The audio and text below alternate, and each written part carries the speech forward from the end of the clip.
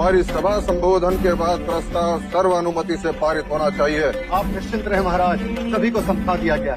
कोई सिक्कों की बोली समझा तो कोई तलवार की भाषा, कोई विरोध शेष नहीं है। अब यहाँ वही होगा महाराज जो आप कहेंगे।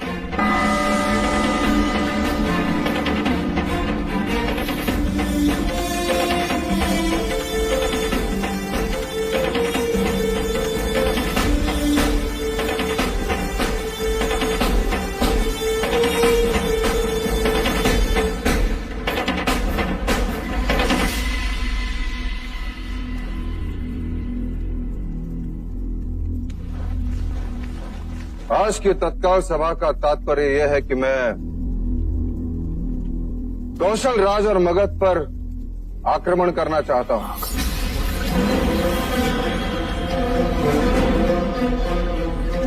क्या हमने कुछ असत्य कहा? क्या हमें से हर एक शाक्य ये नहीं चाहता कि कपिल वस्तु का विस्तार हो? किंतु उन दोनों से युद्ध का विचार तो आत्मघाती है महाराज शुद्धोधन। कीचक जी, मैं 20 वर्ष पश्चात की बात कर रहा हूं। यदि कल फल खाना हो तो उसका बीज हमें आज ही बोना होगा। कल के युद्ध के लिए आज हमें एक ऐसे नेतृत्व को ढूंढना होगा जो आने वाले कल में हमारा सेनापति हो, सम्राट हो, ऐसा योद्धा हो जिसे देखकर शत्रु भयभीत हो जाए, जिसे भाग्य का भी साथ हो और आप सबका साथ। मेरे कुमार सिद्धार्थ में ये सारी योग्यताएं हैं, ये केवल मैं नहीं कहता। शाक्य कुलगुरु वाचस्पति का भी यही कहना है। इसलिए हमें कुछ कड़े कदम उठाने होंगे जिससे हमारी आने वाली पीढ़ी शक्तिशाली हो, दुखों से कोसों दूर हो, चिंता से मुक्त हो। इसलिए मेरा ये सुझाव है कि हम एक नई नगरी का निर्माण करें, जहां कपिल वस्तु के रोगी, वृद्ध और आर्थिक रूप से पीड़ित लोगों को रखा जाएगा, जिससे हमारे युवकों को अपने कर्तव्य से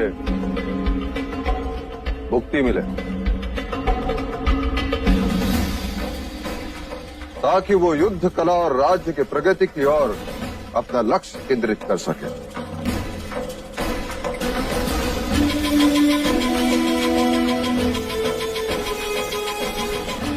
यदि मेरे प्रस्ताव पर किसी का विरोध हो तो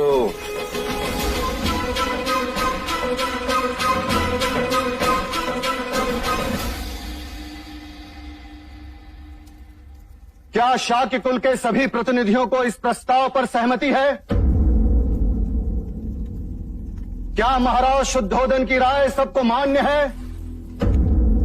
तो क्या हम ये समझ लें, शाक्य सभा में ये प्रस्ताव सर्वसम्मति से पारित होता है? महाराज शुद्धोधन की, महाराज शुद्धोधन की, महाराज शुद्धोधन की।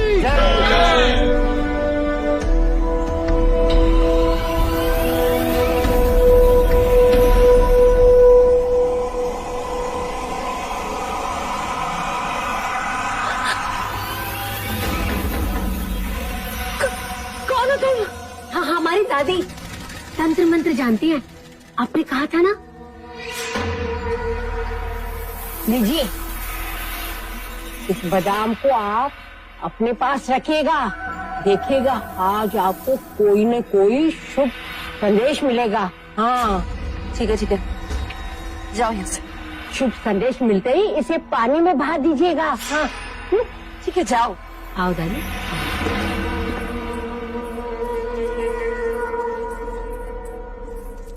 कौन थी वो? डायन। क्या? क्यों डर गए? कामुका की दादी, तंत्र मंत्र में इनका जोड़ ही नहीं। आप बताएं, शाक्य सभा में क्या हुआ? नई नगरी का प्रस्ताव पारित हो। नई नगरी? सुनिए सुनिए सुनिए, कपिल वस्तु के सभी प्रजाजनों के हित में महाराज शुद्धोधन ने एक ऐसा निर्णय लिया है जो कभी किसी राजा ने अपनी प्रजा के हित में नहीं लिया। सुनिए सुनिए सुनिए। बात तो भाई महाराज के स्वार्थ की है, किंतु दिखावा परमार्थ का। और ये प्रजा है कि उनको और कुमार सिद्धार्थ को आशीर्वाद दे रही है। नहीं नगरी, सचमुच ऐसा परमार्थी राजा ना हमने कभी देखा न सुना। कुमार सिद्धार्थ जुक जुक जिए। ये तो अनर्थ है। प्रजा की आंखों में धूल झोंकने की बात है आर्य। हमें कुछ ऐसा करना होगा जिससे महाराज का मुखौटा उतर जाए, प्रजा को सच्चाई का पता चले, महाराज शुद्धोधन अपमानित हो और कुमार सिद्धार्थ को भी प्रजा अभिशाप माने। किंतु ये कार्य करेगा कौन?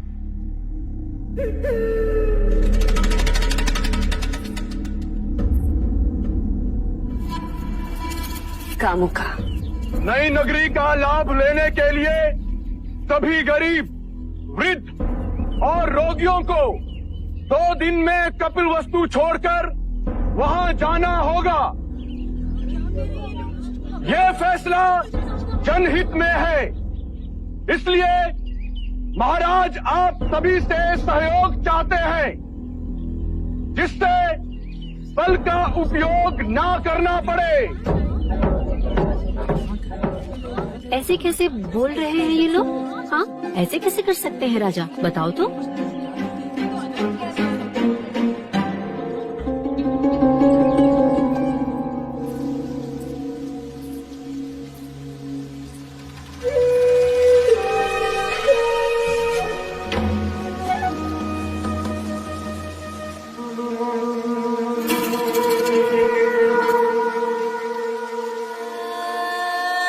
अरे इस भलाई के पीछे कितना स्वार्थ छिपा है, ये तो अंदर की बात है।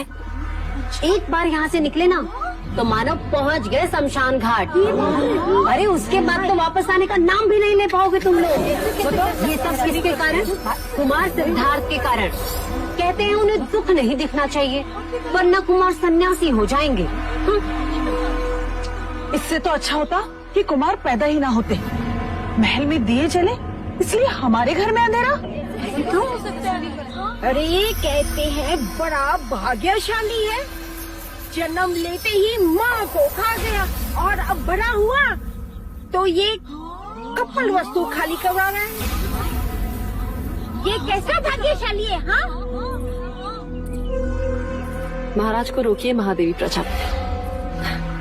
पुत्र प्रेम में पिता अंधा हो सकता है, ये तो सुना था, पर इतना क्रूर, इतना कठोर भी हो सकता है, ये पहली बात है। क्या हुआ मंगला दीदी? महाराज कपिल वस्तु से सारे दुखी, निर्धन, वृद्ध, रोगियों को राज निकाला दे रहे हैं। क्यों? युवराज सिद्धार्थ के लिए, जिससे वो दुख ना देखे, उनमें करुणा ना उपजे और वो कभी सन्यासी ना बने। महादेवी माया होती ना तो ऐसा कभी नहीं होने देती। महाराज को रोकिए, कहीं प्रजाजनों में असंतोष फैल गया ना तो अनर्थ हो जाएगा।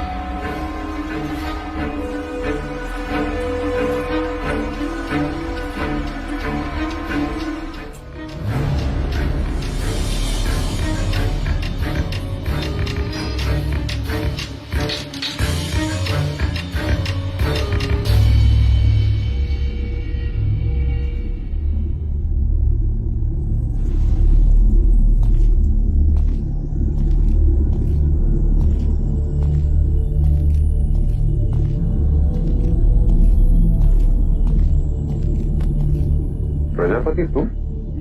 बहुत ठेस पहुंची है देव। यदि महादेवी माया जीवित होती तो क्या आप उनसे भी यह बात छुपाते? कौन सी बात? यह कैसा न्याय है देव कि मुनिवर असित ने भविष्यवाणी की और आपने पूरे कपिल वस्तु को बेघर कर दिया। अच्छे भविष्य के लिए वर्तमान को दंड भुगतना ही पड़ता है देवी। किसका भविष्य? कुमार सिद्धार्थ का। तो उसके लिए प्रजा क्यों दंड भुगते? अभी भी समय है देव, अपना आदेश वापस ले लीजिए, अन्यथा प्रजा का रोष हमें जीने नहीं देगा। क्या मिलेगा आपको यह करके? कपिल वस्तु को भावी सम्राट जो संपूर्ण भारतवर्ष पर राज करेगा। प्रजा को दुखी करके कभी कोई राजा खुश नहीं रह सकता देव। किस किस से दूर रखेंगे आप कुमार को? प्रकृति के भेद छुपाए नहीं छुपते। आप उनसे मनुष्य का दुख छुपाएंगे, मृत्यु छुपाएंगे, किंतु वृक्ष से गिरते पीले पत्ते कैसे छुपाएंगे? मुरझाते फूल कैसे छुपाएंगे देव? देवी, तुम्हारी भावनाएं मुझे दुर्बल कर रही हैं। और पुत्र प्रेम आपको निष्ठुर। कहीं ऐसा ना हो कि कुमार बड़े हो और इस कांड का उल्लेख निकले तो उनका सर शर्म से झुक जाए। प्रजापति, ये मत भूलो कि मैं उसका जन्मदाता हूँ। मेरा अधिकार तुमसे बढ़कर है। मैं उसके लिए जो कुछ भी कर रहा हूं उसके हित में कर रहा हूं। ना वो दुख देखेगा ना मृत्यु जिससे वैराग्य उत्पन्न होता है।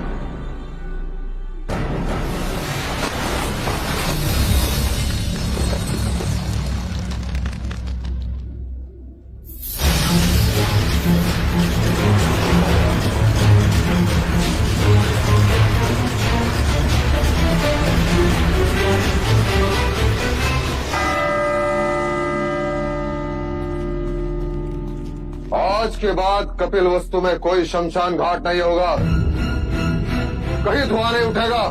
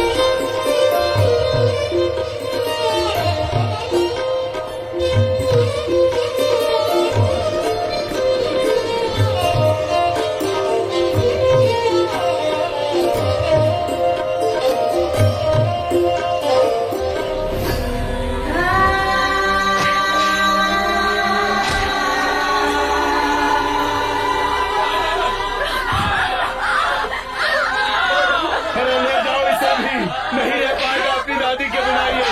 अरे कल बीमार होगा तभी लेके जाओगे इसे तुम। ये मत भूलो कि मैं उसका जन्मदाता हूं। मेरा अधिकार तुमसे बढ़कर है।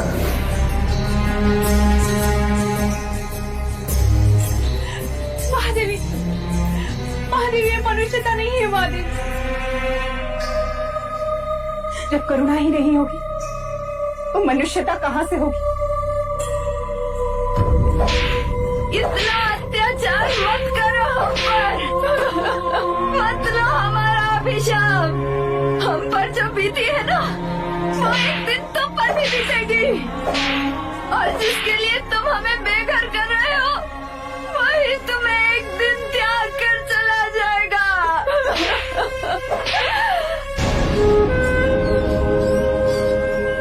मैं तुझसे पूछ रही हूँ, और कितनी देर लगाएगा तू? और तू कब से निष्ठुरों का साथी बन गया? बोल, चुप क्यों है तू? क्या हमारा दुख कुछ तक नहीं पहुँचता? इस आतंक को देखकर तेरी आंख से आंसू क्यों नहीं बहते?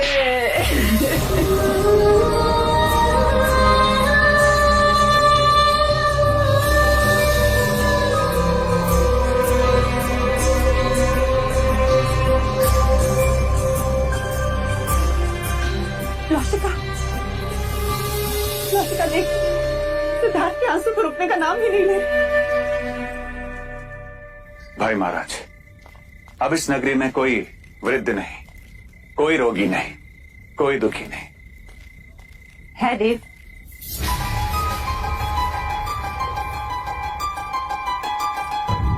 कौन दुखी है? कुमार सिद्धार्थ। उनके आंसू नींद में भी रुकने का नाम नहीं ले रहे। वह सुषेण को तत्काल बुलाया जाए। जी भाई महाराज। दुख केवल तन में या आसपास नहीं होता, मन का भी होता। मन के दुख का क्या करेंगे देव? क्षत्रिय के मन में केवल स्वाभिमान रहता है, दुख नहीं।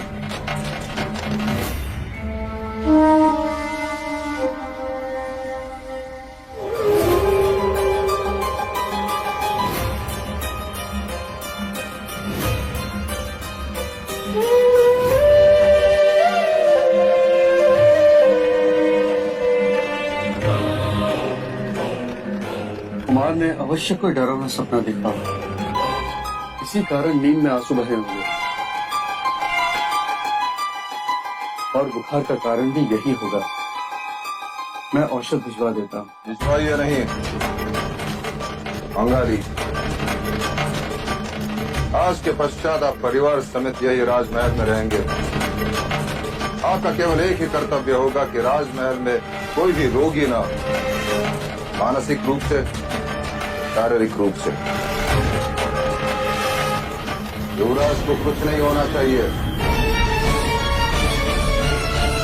डर में बीत गए दिन कितने, सन्नाटे में रातें, साम दाम दंड भेद के डंडे करते रहे बस बातें। आंखों में आंसू है भरे, होठों पे लिए मुस्कान, समय बीतता चला गया पर कर गया जग वीरान, कर गया जग वीरान।